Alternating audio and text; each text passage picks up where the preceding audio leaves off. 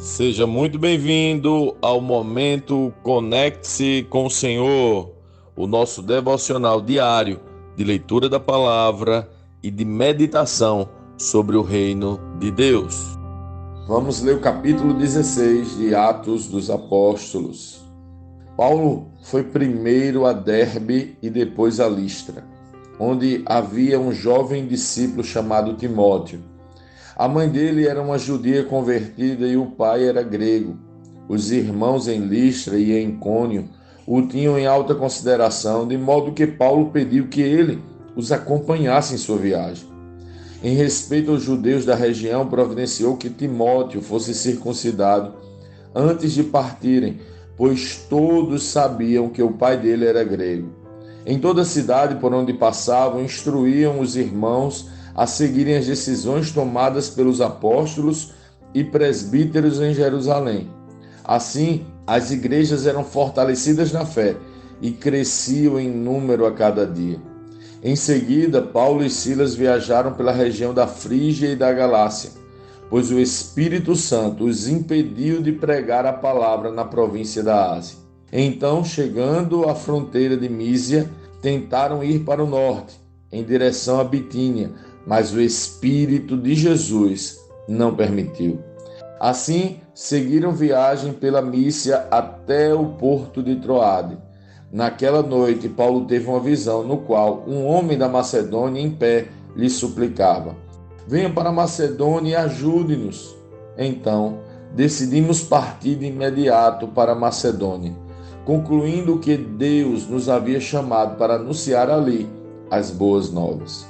Embarcamos em Troade e navegamos diretamente para a ilha de Samatrácia. E no dia seguinte chegamos a Neápolis.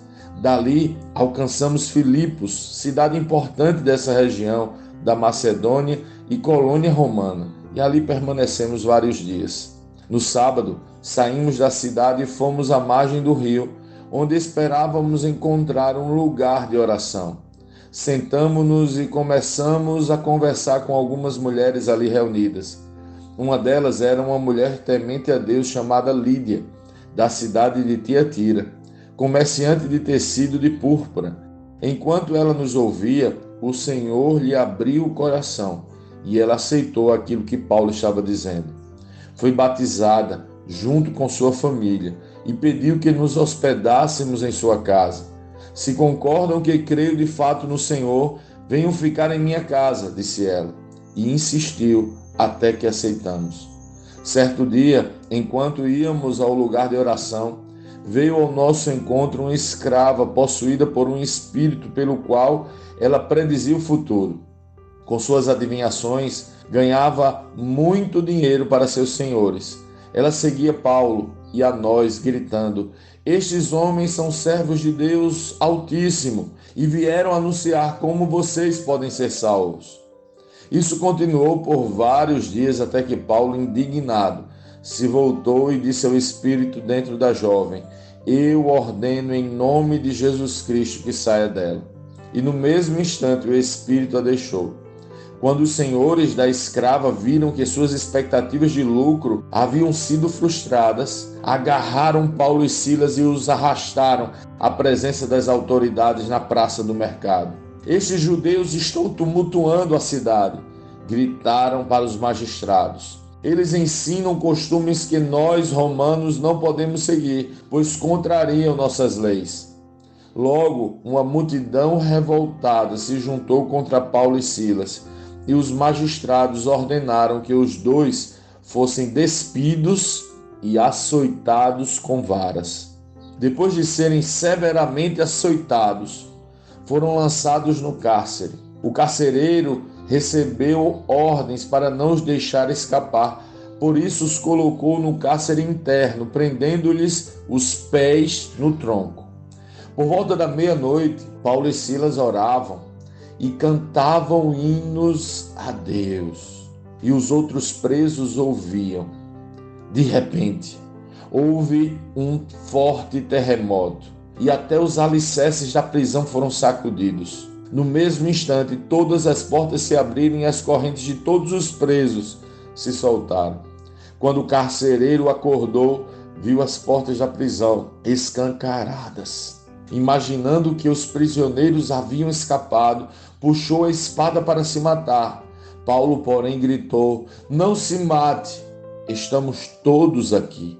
O carcereiro mandou que trouxessem luz e correu até o cárcere, onde se prostrou, tremendo de medo, diante de Paulo e Silas. Então ele os levou para fora e perguntou: "Senhores, que devo fazer para ser salvo?" Eles responderam: "Creia no Senhor Jesus, e você e sua família serão salvos." Então pregaram a palavra do Senhor a ele e a toda a sua família. Mesmo sendo tarde da noite, o carcereiro cuidou deles e lavou suas feridas. Em seguida, ele e todos os seus foram batizados. Depois levou-os para sua casa e lhes serviu uma refeição, e ele e toda a sua família se alegraram porque creram em Deus. Na manhã seguinte, os magistrados mandaram os guardas ordenarem ao carcereiro: "Solte estes homens."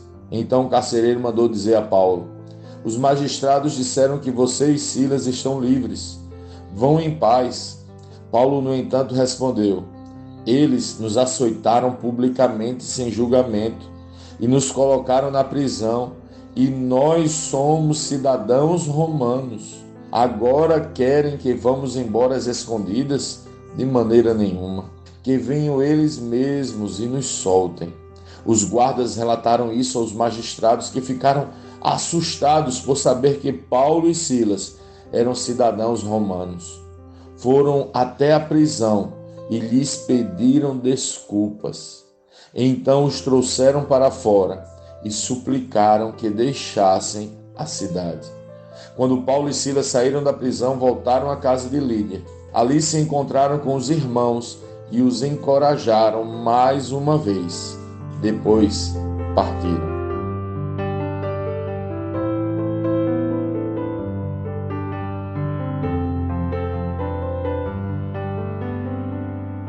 Lendo este capítulo de hoje, nós precisamos responder: como Cristo lê esse texto?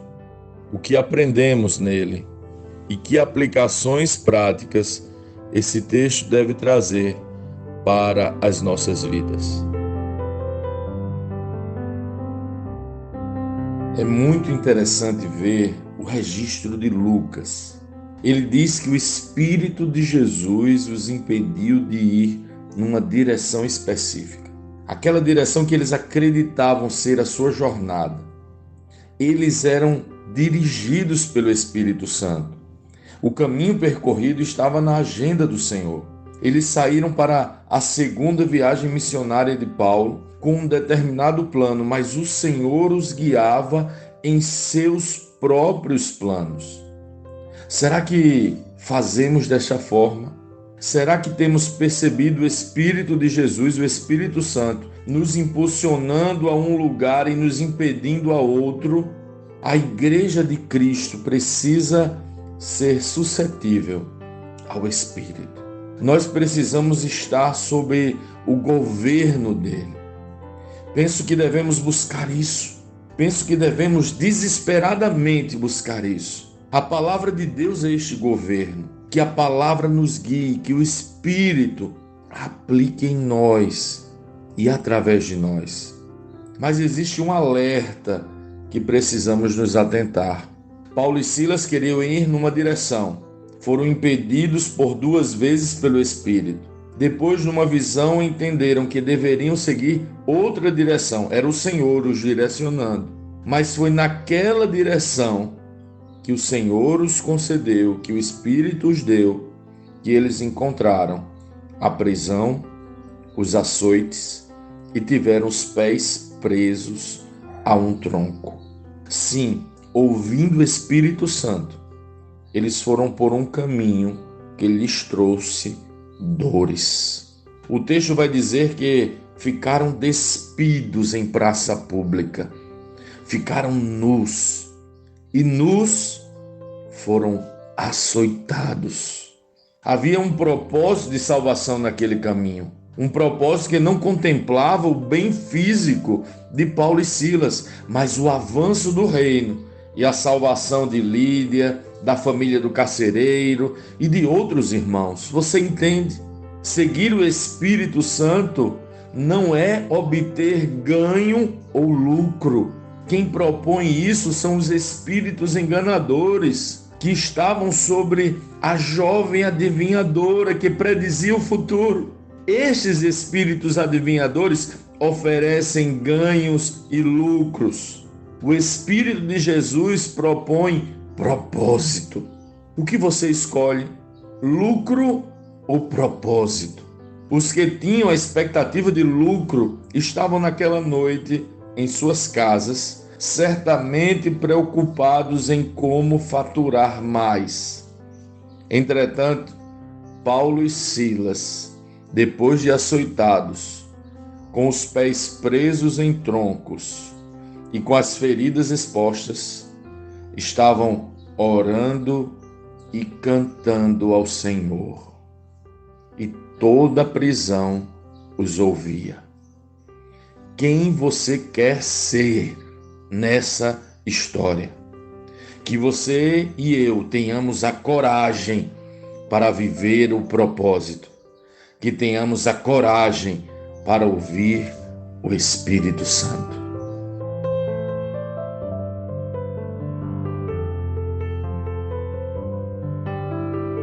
Sim, que bom ter você neste devocional e poder compartilhar o Evangelho. Mas, como sempre dizemos, o texto de hoje, o texto de cada dia, tem muito mais para oferecer, muito mesmo.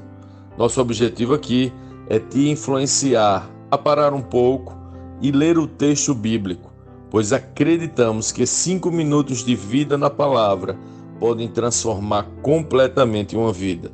Que Deus te abençoe. Leia, medite, comente, pergunte e adore o Senhor no seu lugar secreto. Conecte-se com o Senhor.